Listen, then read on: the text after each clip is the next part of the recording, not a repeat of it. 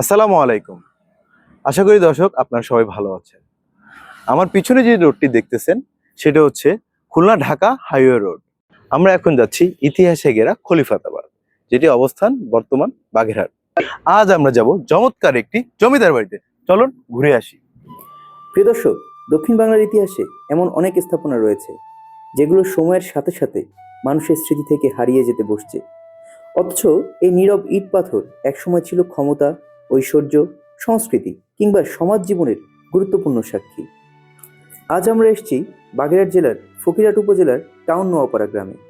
এখানে অবস্থিত একটি প্রাচীন জমিদার বাড়ি, যা স্থানীয়দের কাছে পরিচিত হয়েছে শৈলেন্দ্রনাথ ঘোষের জমিদার বাড়ি নামে। আজকের এই ডকুমেন্টারিতে আমরা জানার চেষ্টা করব এই জমিদার বাড়ির আদ্যোপান্ত। সাথে থাকুন আমাদের।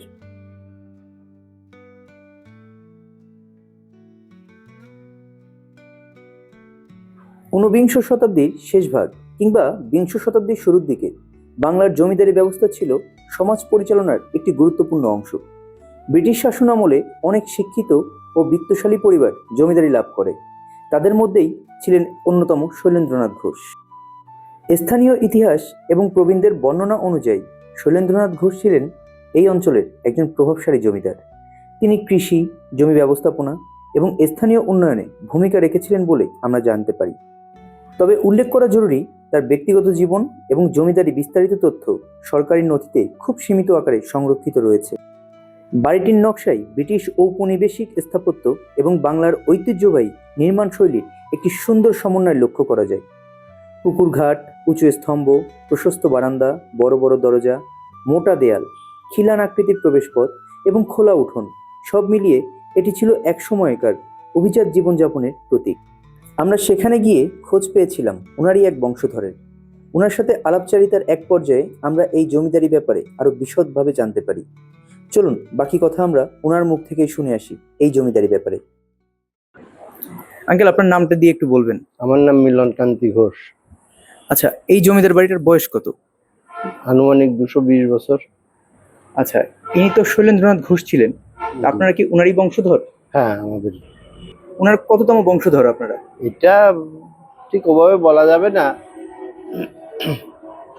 তা অনেক হয়ে গেছে। উনি আমার সম্পর্কে যদিও জ্যাঠা হতেন, আমাদের জ্ঞাতি জ্যাঠা আর কি। এই মূল যে বংশধর বা সন্তান সন্ততি যারা আছেন, ওনারা এখন কোথায় আছেন? ওনারা এখন কলকাতায় আছেন, কেউ লন্ডন আছেন। তার মানে ওনারা সবাই 47-এ দেশভাগের সময় কি কলকাতায় ওনারা গিয়েছিলেন? 47 সালে দেশভাগের পরে কিছুদিন ছিলেন, তারপরে চলে গেছেন। আচ্ছা, এই ওনাদের কি যেতে কোনো বাধ্য করা হয়েছিল নাকি নিজ ইচ্ছাতে চলে গিয়েছেন? দেখেন, এইটা তো ওভাবে বলা যাবে না, পরিবেশ পরিস্থিতি তো বাধ্য করেছেই যেতে। এটার বয়স কত এই জমিদার বাড়ি? আনুমানিক 220 বছর টছর হয়ে গেছে। 220 বছর। আঙ্কেল, এই যে জমিদার যে বাড়িটা এখন এখানে আছে, এই যে জায়গাগুলো, এটা কি সরকার টেক ওভার করেছে নাকি এটা এখনো না, ব্যক্তি মালিকানা? এটা দেবত্ব সম্পত্তি। আচ্ছা, মানে সরকার এমনি সরকারি কোনো প্রত্নতত্ত্ব ডিপার্টমেন্টের কোনো রকম না কিছু না হয় না? না। আচ্ছা আচ্ছা। আর এই যে বিল্ডিংটা, এটা তো সংস্কারের কোনো তো মানে বিষয়াদি তো নেই। সংস্কার করতে গেলে তো অনেক ঝামেলা, অনেক টাকা পয়সারও দরকার। আর সংস্কার করতে গেলে কতদিন থাকবে না থাকবে এগুলো ব্যাপার আছে। আপনি পেশাগতভাবে কি করেন? আমি চাকরি করতাম, এখন রিটায়ারমেন্টে গেছি। সরকারি চাকরি করতেন? সরকারি চাকরি করতাম। আচ্ছা আচ্ছা আচ্ছা। অনেক ধন্যবাদ আপনাকে, আমাদেরকে অনেক গুরুত্বপূর্ণ কিছু তথ্য দিলেন, যেটা হয়তো আমরা কোথাও গুগল বা ইতিহাসে কোথাও পাইনি। আপনি ওনার বংশধর হিসেবে আপনি এটি বলেছেন। আপনি যদি আমাদের উদ্দেশ্যে কিছু বলতেন বা বাংলাদেশের যে ইতিহাস ঐতিহ্য নিয়ে যারা কাজ করে তাদের উদ্দেশ্যে যদি কিছু বলতেন আপনি। বাংলাদেশে যারা ইতিহাস ঐতিহ্য নিয়ে কাজ করে এদের তো আসলে সরকারিভাবে পৃষ্ঠপোষকতা নেই। এদের সরকারিভাবে পৃষ্ঠপোষকতা বিশেষ প্রয়োজন, এবং এই ঐতিহ্যগুলো যাতে রক্ষা হয় সেই ব্যাপারে সরকারের পদক্ষেপ নেওয়া উচিত। এবং এদের থেকে যে তথ্যগুলো পায় সরকার, সেই তথ্যগুলোর উপর ভিত্তি করে কাজ করলে অনেক মানে দর্শনার্থী হবে এবং সরকারেরও এর থেকে ফাইনান্সিয়াল বেনিফিট আসবে।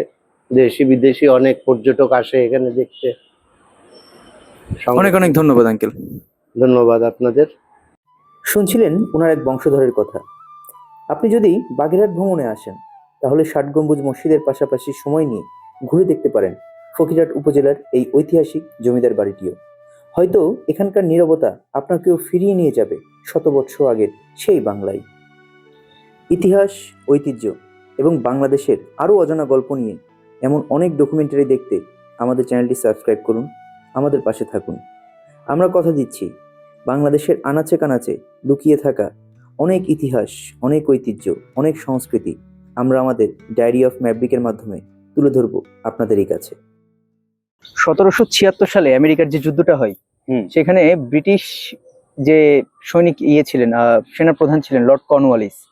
কেন জানি এটা আমার ব্যক্তিগত ধারণা যে উনি মনে হয় যুদ্ধে হেরে যাওয়ার পরে ওনাকে ডিমোশন দিয়ে ভারতবর্ষে পাঠানো হয় এবং ভদ্রলোক ভারতবর্ষে এসে 1791 সালের দিকে, যদি আমি ভুল না করি, চিরস্থায়ী বন্দোবস্ত বা পার্মানেন্ট সেটেলমেন্ট নামে একটা জিনিস উনি বাস্তবায়ন করে, যাতে জমিদার প্রথাটা বাংলাদেশে এস্টাবলিশ হয়ে যায়। এবং সেখান থেকে বাংলাদেশের এই জমিদারের উত্থান, এই সুন্দরভাবে জমিদারটা আমাদের দেশে চলে আসছে। এবং এই যে জমিদারের যে উত্থানটা, এই উত্থানটার ফলে অনেক জমিদাররা যেটা করেছে যে খুব শোষণ করেছে প্রজাদের। অনেক জমিদার আছে, যেমন শৈলেন্দ্রনাথ ঘোষ একজন, ইনারা খুব উদারতা দেখিয়েছে। খুব একটা মিশ্র প্রতিক্রিয়া ছিল সেই সময় বাংলাদেশে। তো আমরা ওনার তৈরি করা সেই পুকুর পাড়ে বসে আছি। পুকুরের পরিবেশটা অত্যন্ত চমৎকার। মঈন, তোর কেমন লাগতেছে? মাশাআল্লাহ, অনেক ভালো লাগতেছে। অনেক সুন্দর না? আর বিকেলটাও ভালো, বিকেলটাও অনেক চমৎকার। হ্যাঁ, পুকুরের ওই পাশটাতে একটা পান বরজ দেখা যাচ্ছে। পুকুরের চারিপাশটা খুবই চমৎকার লাগতেছে আমার কাছে। একটা পান বরজ আছে পেছনে। এবং এই বাংলাদেশের ইতিহাস, আমাদের দেশ বাংলাদেশ অত্যন্ত চমৎকার। ইতিহাস ঐতিহ্য সবকিছুতে খুবই, কি বলবো, খুবই যথেষ্ট আমরা এস্টাবলিশড। হিস্ট্রিতে আমরা খুবই এস্টাবলিশড। আমার মনে হয় যে রবীন্দ্রনাথ ঠাকুরের কবিতার মতো যে একটি ঘাসের উপরে একটি শিশির বিন্দু, ঠিক নিজের ঘরের পাশেই অনেক সৌন্দর্য পাওয়া যায়। আমাদের উচিত আগে সেই জিনিসটাকে ঘুরে দেখা, জানা, শোনা। আমাদের দেশটা অনেক সুন্দর। আমরা সবাই যদি দেশটাকে দেখি, জানি, আমার মনে হয় আমাদের পরবর্তী প্রজন্মের জন্য আমরা একটা ভালো গল্প রেখে যেতে পারবো। এবং পরবর্তী প্রজন্মের জন্য একটা ভালো গল্প রেখে যাওয়া উচিত। আমাদের ইতিহাস, আমাদের ঐতিহ্য, আমাদের সংস্কৃতি সবকিছু যেন আমাদের পরবর্তী প্রজন্ম যেন জানতে পারে, দেখতে পারে। আমাদের সকলের, ব্যক্তিগত হোক, সরকারি হোক, নিজ নিজ জায়গা থেকে দায়িত্ববান হতে হবে। এবং আমার মনে হয় এই জায়গাগুলোকে সংস্কার করতে হবে এবং ধারণ করতে হবে এবং তুলে ধরতে হবে, যেন একটা প্রজন্মের পর প্রজন্ম যেন এই জিনিসগুলো দেখতে পারে। আপনাদের এলাকায় যদি এমন কোনো হিস্ট্রিক্যাল প্লেস থাকে তাহলে অবশ্যই কমেন্টে জানাবেন। আর ভিডিওটি কেমন হয়েছে কমেন্ট করে প্লিজ জানাবেন। দর্শক, আমাদের এই ভিডিওটি যদি আপনাদের ভালো লেগে থাকে তাহলে অবশ্যই সাবস্ক্রাইব করবেন, লাইক, শেয়ার, কমেন্ট করতে ভুলবেন না। প্রিয় দর্শক, তাহলে আজকে আমরা এখান থেকে বিদায় নিচ্ছি, এই জমিদার বাড়ি থেকে।